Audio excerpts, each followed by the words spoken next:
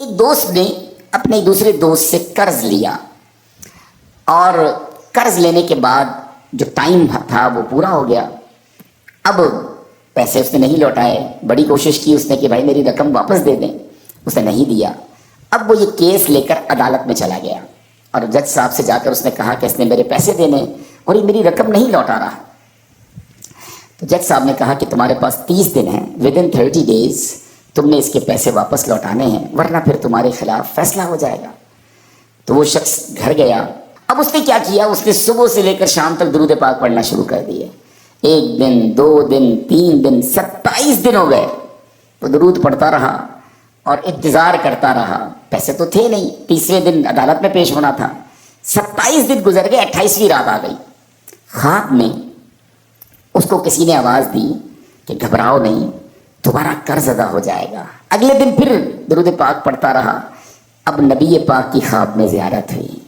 آقا علیہ الصلوۃ والسلام تشریف لائے, فرمائے گھبراؤ نہیں, تمہارا قرض ادا ہو جائے گا. تم علی بن عیسیٰ وزیر کے پاس جاؤ اور اس سے کہو وہ تمہارا قرض ادا کر دے گا. اب جب صبح اٹھا تو بہت خوش کہ نبی پاک کی زیارت مجھے ہو گئی. لیکن پھر خیال آیا کہ میں اگر وزیر صاحب کے پاس گیا اور انہوں نے مجھ سے کوئی ایویڈنس مانگ لیا, کوئی پروف مانگا, کہ میں کیسے مان لوں تمہیں نبی پاک نے بھیجا ہے, تو اس بات پر تو میرے پاس کوئی دلیل نہیں ہے. اب تیسری رات آ گئی, آخری رات ہے, صبح عدالت میں جانا ہے. درود پاک پڑھتے پڑھتے سو گیا. سرور کائنات علیہ الصلوۃ والسلام نے خواب میں پھر کرم فرمایا. فرمایا علی بن عیسیٰ وزیر کے پاس جاؤ, وہ تمہارا قرض ادا کر دے گا. کہ حضور میں چلا تو جاتا, مگر اگر وہ مجھ سے ہی کوئی پروف مانگتا, کوئی ایویڈنس مانگتا, تو میں کیا جواب دیتا. پیارے آقا علیہ الصلوۃ والسلام نے فرمایا کہ ایسا کرو, اسے یہ کہنا کہ آپ کا ایک راز ہے جو آپ جانتے ہیں اور رب جانتا ہے, اور وہ راز یہ ہے کہ آپ روزانہ فجر کے بعد 5000 بار درود پاک پڑھتے ہیں, اور جب تک درود پاک مکمل نہیں ہوتے آپ کسی سے بات نہیں کرتے. اب جب صبح اٹھا تو بہت مطمئن کہ اب تو دلیل بھی آ گئی ہے. پہنچ گیا صبح صبح علی بن عیسیٰ وزیر کے پاس. اس کا دربار لگا ہوا ہے. اس نے پیغام بھجوایا کہ میں علی بن عیسیٰ وزیر صاحب سے اکیلے میں ملنا چاہتا ہوں, پیغام لایا ہوں. درباری نے آ کر پوچھا, وزیر صاحب پوچھ رہے ہیں کس کا پیغام لایا ہو؟ کہ میں نبی پاک علیہ الصلوۃ والسلام کا پیغام لایا. فوراً وزیر صاحب نے بلا لیا. کہا فرمائیے. کہ مجھے میرے آقا علیہ الصلوۃ والسلام نے کہا ہے کہ آپ میرا قرض ادا کر دیں. میں 3000 دینار کا مقروض ہوں. Today is the last day in the court. آج مجھے کورٹ میں پیش ہونا ہے. اگر آج میں نے اپنا قرض ادا نہ کیا تو مجھے جو ہے وہ سزا ہو سکتی ہے. علی بن عیسیٰ کہتا ہے میں بالکل آپ کا قرض تو ادا کر سکتا ہوں, مگر مجھے کیسے پتہ چلے, کوئی دلیل ہے, کوئی پروف ہے کہ آپ کو نبی پاک علیہ الصلوۃ والسلام نے بھیجا ہے؟ کہتا ہے ہاں, خالی ہاتھ نہیں آیا, آقا نے دلیل بھی عطا فرمائی ہے. اچھا بتائیے کیا دلیل ہے؟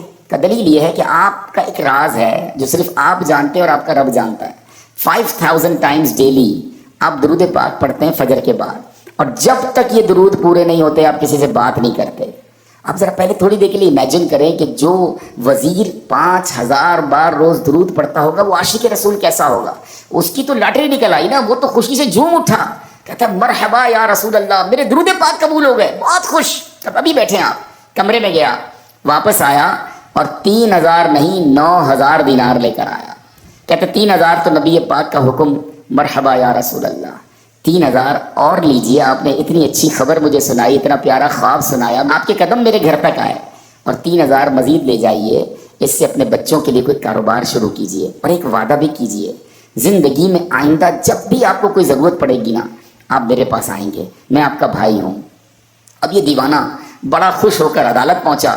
اچھا everybody expecting over there, سب یہ سوچ رہے تھے کہ یہ اس نے آج گرفتار ہی ہونا ہے, کیونکہ تھا ہی کچھ نہیں اس کے پاس, پہلے ہی کہہ دیا تھا کہ میں کولیپس ہو گیا ہوں.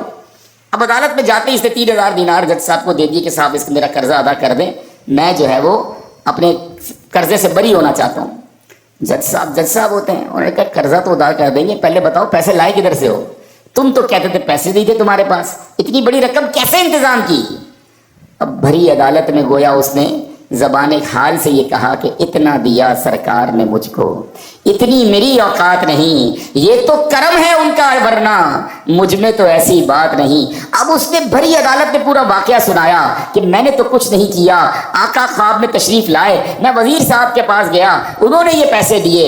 سنو اس زمانے کے جج بھی کیسے ہوتے تھے، وہ جج دوران عدالت اپنے کرسی سے اٹھ کر کمرے میں چلا گیا، تھوڑی دیر بعد جج صاحب واپس آئے اور 3000 دینار اس کے ہاتھ میں دیتے ہیں، کیا سارا ثواب علی بن عیسیٰ لے جائے گا؟ میں بھی تو آقا کا امتی ہوں، تمہارا قرضہ میں ادا کرتا ہوں۔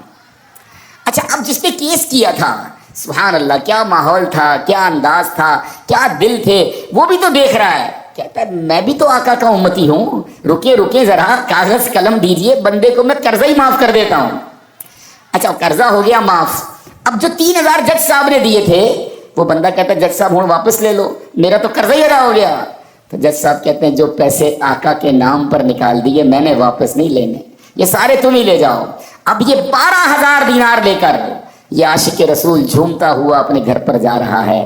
اے میرے پیارے اسلامی بھائیوں، ایک رات پہلے ایک سنگل پینی اس کے پاس نہیں ہے، اور اگلے دن 12000 دینار ہیں۔ درود پاک وہ وظیفہ ہے جو دل سے پڑھا جائے تو سبحان اللہ یہ مصیبتوں کو ٹالنے والا وظیفہ ہے، یہ پریشانیوں کو دور کرنے والا وظیفہ ہے۔ اور یہ میں نہیں کہہ رہا، خود سرور کائنات علیہ الصلوۃ والسلام کی حدیث ہے جس کا مضمون ہے کہ جو پریشانیوں میں ہو، جو مصیبتوں میں ہو، اس کو چاہیے کہ مجھ پر درود پڑھے، کہ درود پریشانیوں کو لے جاتا ہے، مصیبتوں کو لے جاتا ہے۔ ایک شاعر نے کیا خوب لکھا ہے، اور واقعی حق لکھا ہے، ہر درد کی دوا ہے صلی علی محمد، ہر درد کی دوا ہے صلی علی محمد، تعویذ ہر بلا ہے صلی علی محمد۔ تو ہمیں چاہیے، خاص طور پہ ربیع الاول کا مہینہ ہے، کثرت سے درود پاک پڑھیں۔